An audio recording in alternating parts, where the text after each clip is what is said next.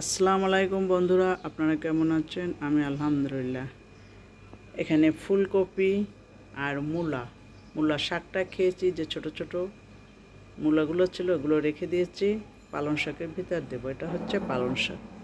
তো রান্নায় চলে যাচ্ছি। রান্না করতে চলে আসলাম, পেঁয়াজ কাঁচা ঝাল কেটে নিলাম, এখন তেল দিয়ে দিলাম। শাকে একটু তেল বেশি দিতে হবে। নাড়াচাড়া করে দিচ্ছি, পেঁয়াজটা ভালোভাবে ভেজে নিব।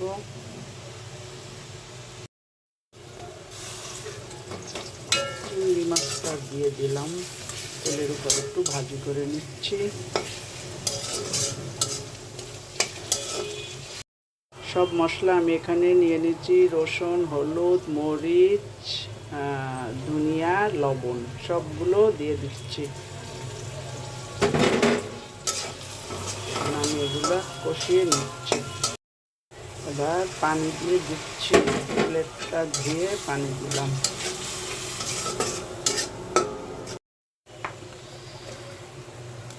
শাকগুলো দিয়ে দিলাম, সাথে ফুলকপিও দিয়ে দিলাম।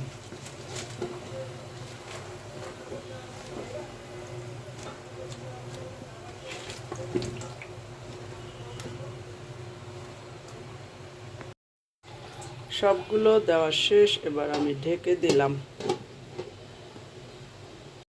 শাকটা একটু নাড়াচাড়া করে দিচ্ছি, কি অবস্থা দেখে নি। গ্যাসের স্পিড অনেক কম আছে।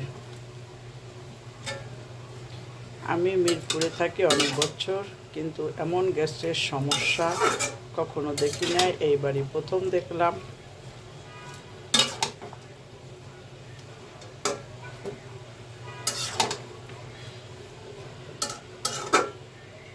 সকাল 11টা থেকে গ্যাস চলে যায়, একদম 2টার পরে গ্যাস আসে। এই জন্য দুপুরে রান্না বান্না একটু দেরি করে করি, এই রান্না করতে করতে গ্যাস চলে আসবে। আবারও ঢেকে দিব। শাক থেকে কতটা পানি বের হয়েছে, অনেক পানি বের হয়েছে।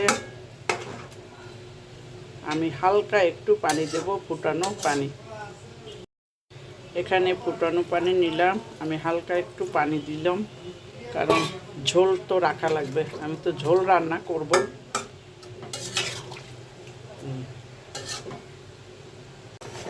সবজিটা আমার হয়ে গেছে, এখন আমি উঠিয়ে নিচ্ছি।